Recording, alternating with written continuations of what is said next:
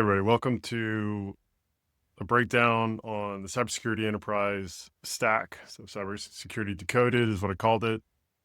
A practical guide to the enterprise security stack.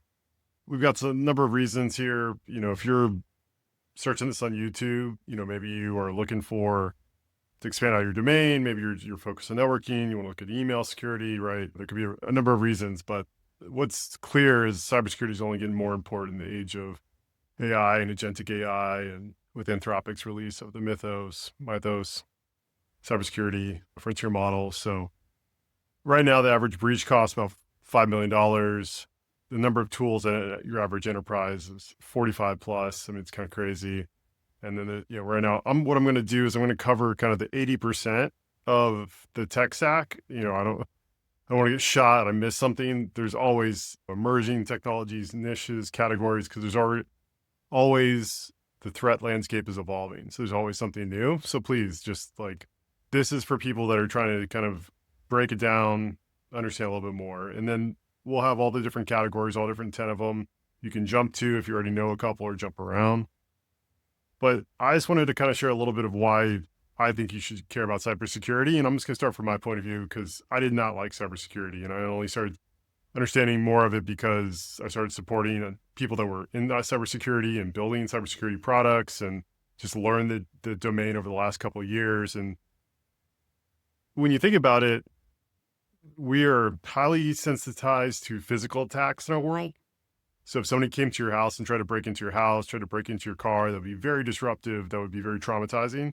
But we're very desensitized to the online world. If someone commits fraud against you, if they, steal your password, they take your Domino's pizzas that you earned and racked up, which happened to me. For whatever reason, we're just a little less sensitized. Now, I don't want if you had millions of dollars or if you were scammed, obviously real world consequences, but there's this kind of cognitive dissonance of physical world, scary, digital world. Oh, that's not real. And the people doing this are criminals. They're criminals trying to do bad things to us as citizens, to employees, right, to our companies, and take things that aren't theirs, that they didn't earn.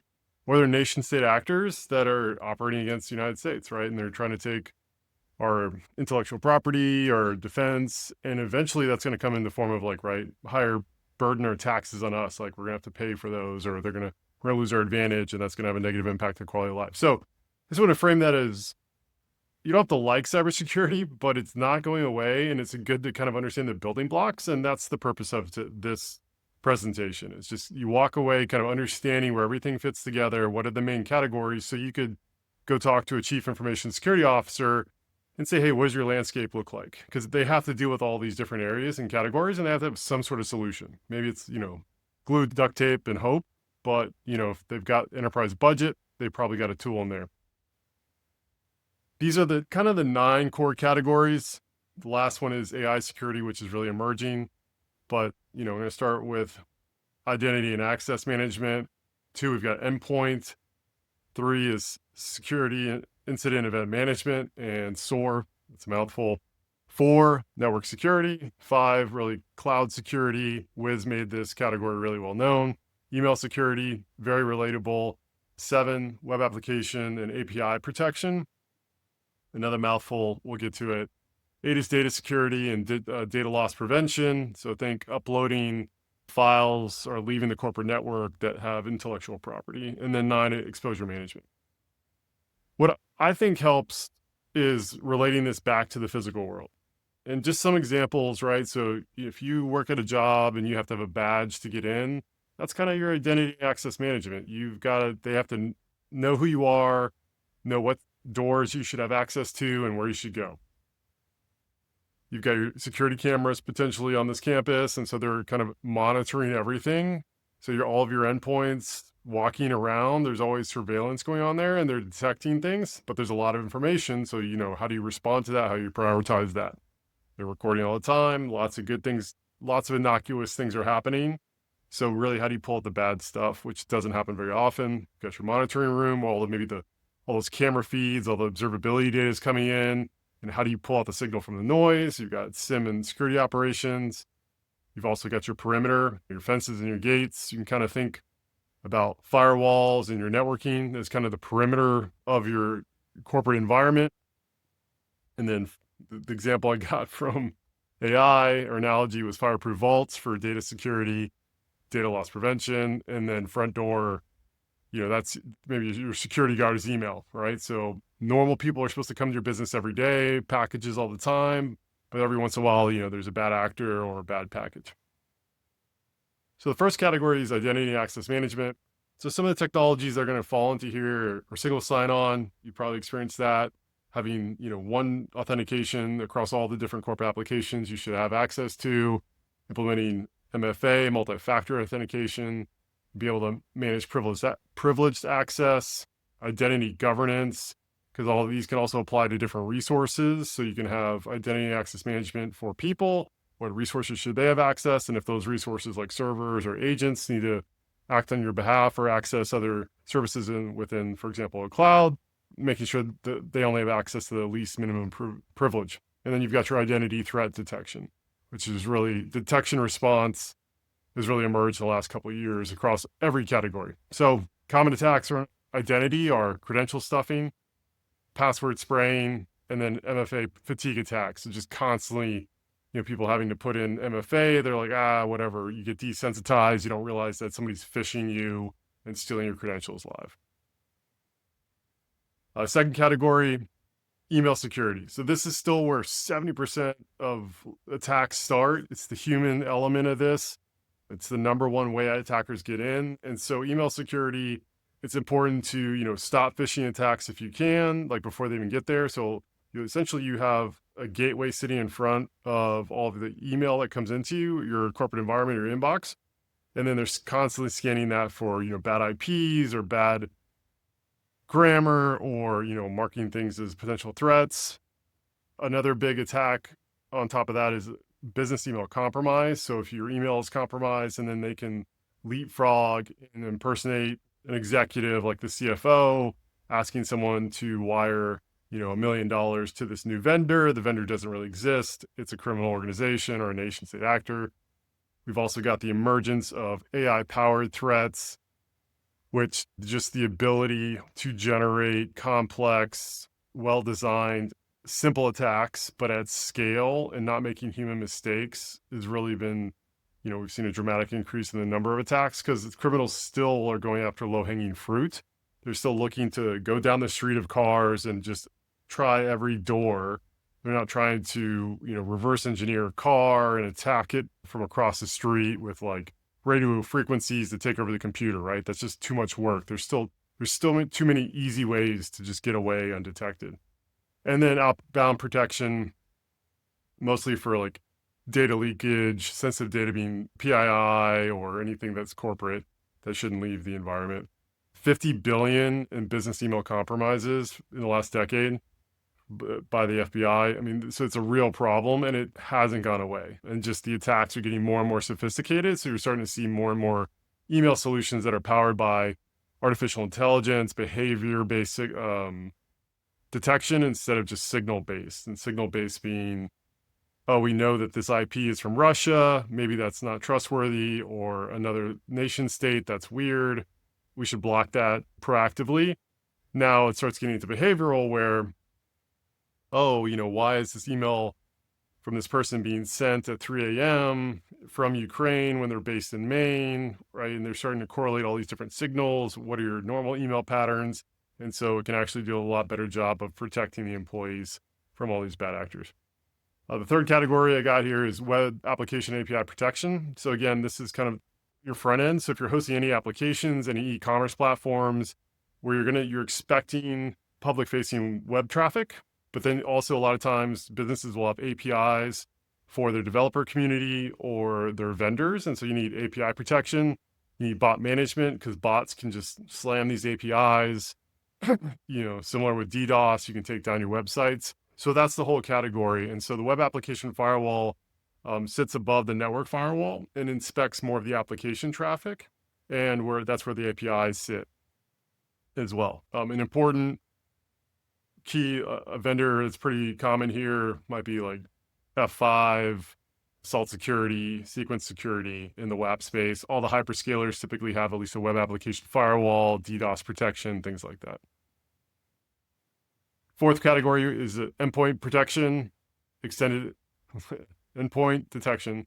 It also gets into, you got EDR, endpoint detection response, you've got MDR, managed detection response, and then extending that as extended detection response, or XDR. So I know it's a little bit of alphabet soup in terms of all the different labels here, but essentially your endpoint is just that. It's a server, it's a laptop, right? You could think of anywhere that antivirus used to run, right? You want to protect that endpoint, even a mobile device.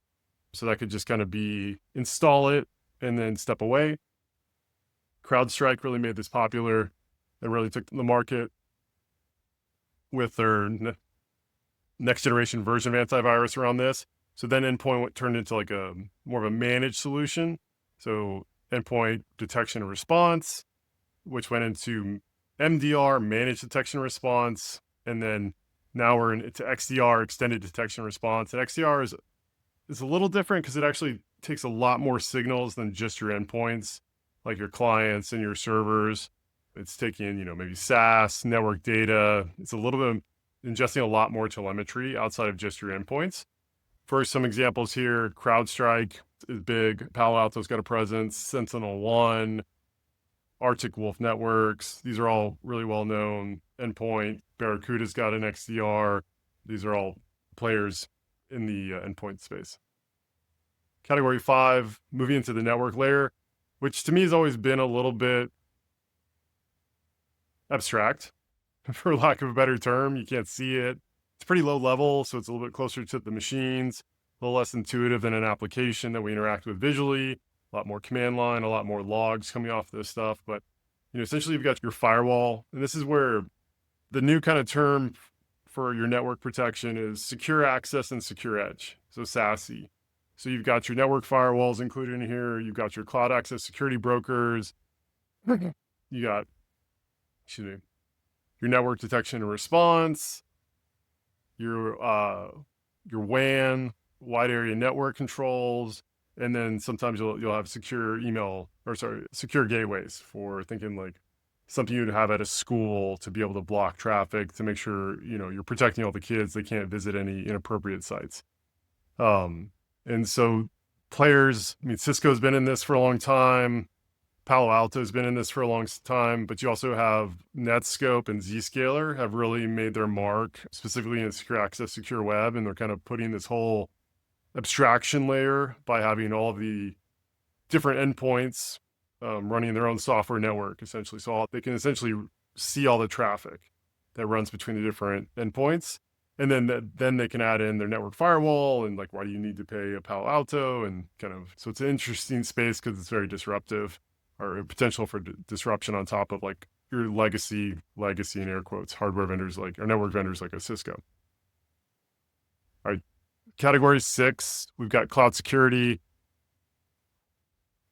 This is a CNAPP, Cloud Native Application Protection Platform. That's a mouthful.